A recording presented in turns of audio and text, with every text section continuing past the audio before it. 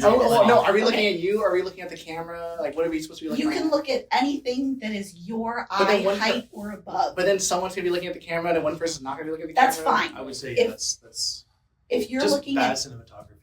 Honestly? If you're looking at it's not us. other... My name is Brandon Huynh. I'm the superintendent at CoBUILD Construction Services. I've been here for about, I think, a year and a half now. My name is Leyth. I'm a super with CoBUILD as well, and I've been here for almost 2 years.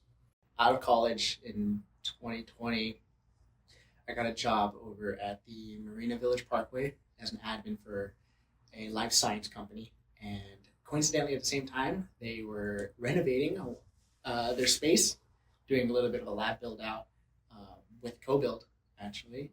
And they threw me a part of all of the OACs as a point of contact between them and CoBUILD.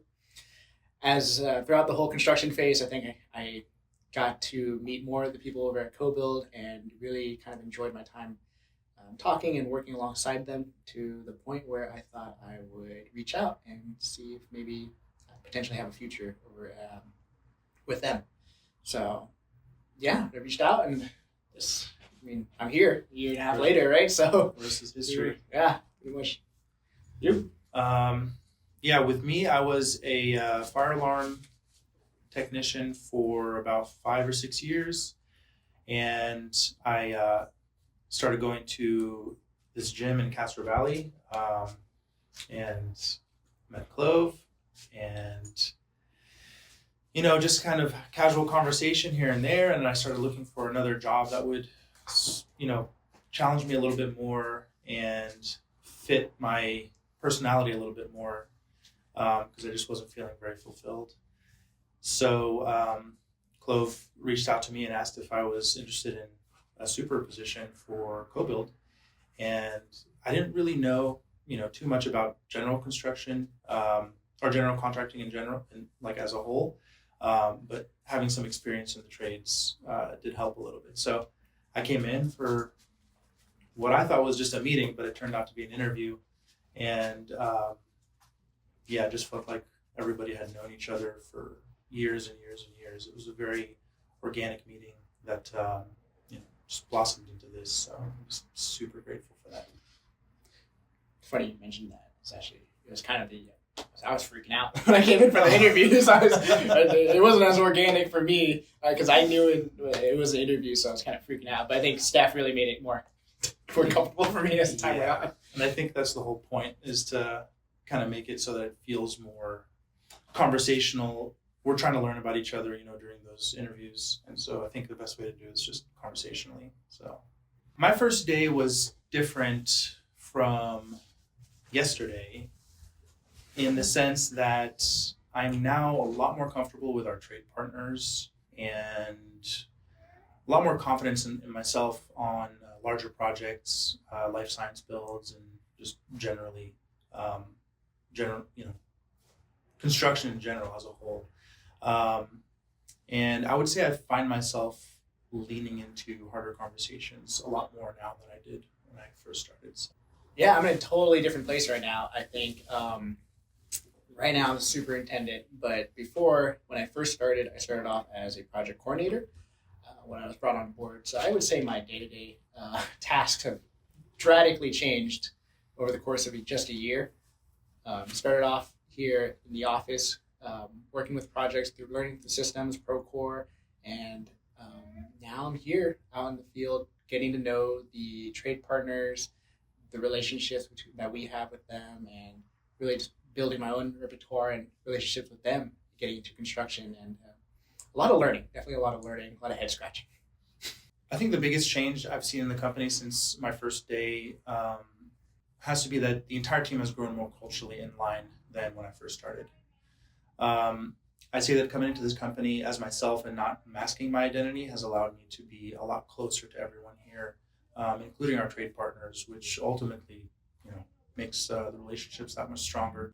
I think just in a year alone, there's been a big focus on our company values and culture, and big push just enforcing that idea onto our, not just internally with ourselves, but like with our teams, on our crews on site, and there's been a huge push in that in the last year alone. So we hope that this just generates a more positive direction for not just us as employees, but individuals and going out to the space, just construction sphere.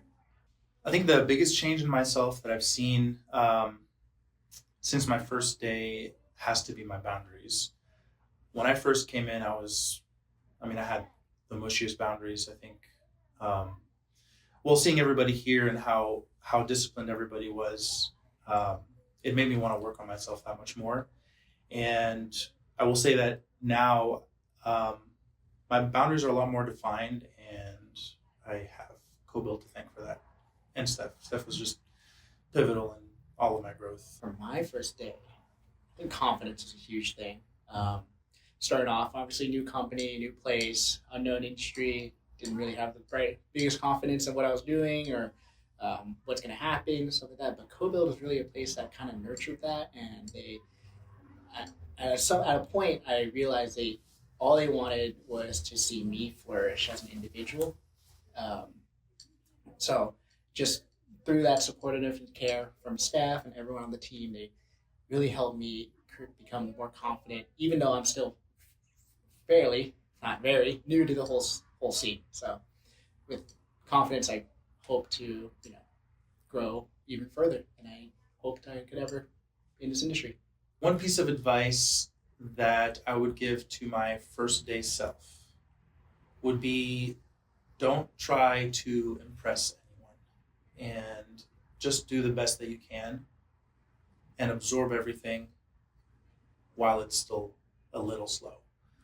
Because I definitely felt like I needed to prove myself to a lot of people, and there was really no reason for it. Everybody was here to help me succeed, and I think seeing that now, I would definitely take that advice. Something I would tell myself if I could was, don't try to be perfect. Nobody expected me to, or nobody expects me to. Mm-hmm. I think everybody expects me to fail, and not in a bad way, but in a sense that everyone understands where I'm at, where I'm from, and that's okay. It's not the end of the world over these small little things, and really growing is the name of the game here, right? So if I can go back, that's what I'll tell myself. Just chill out, let go a little bit, and you'll be all right. Yeah, I like that. Don't try to be perfect. I think that's very good advice, because I think we're all trying to reach that perfection. But I think for here, we're we preach excellence, not perfection.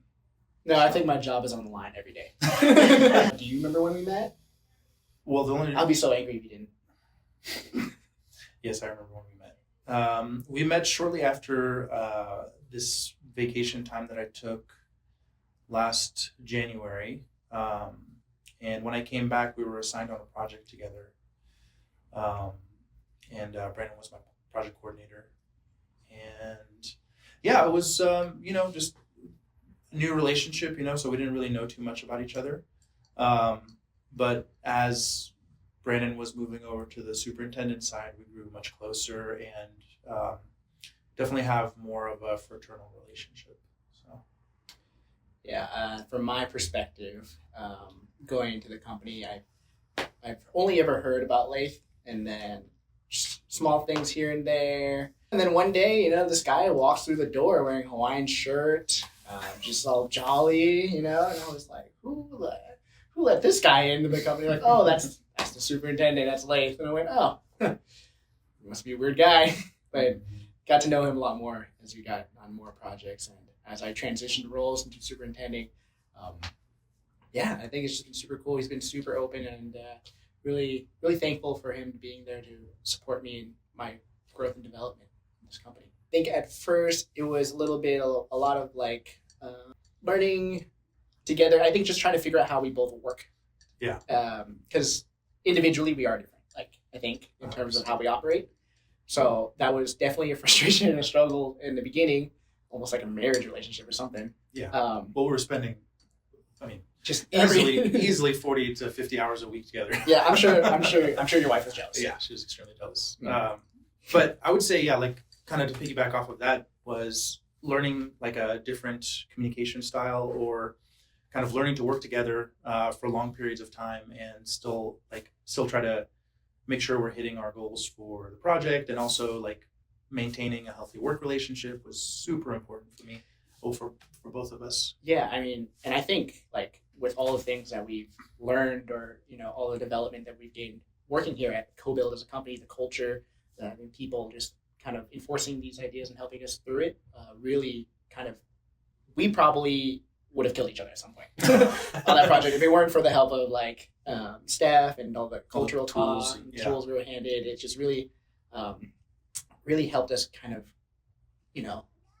have our boundaries at the same time, grow in understanding for one another, and just, yeah, I think without CoBUILD supporting us from the back end, it would have been a disaster.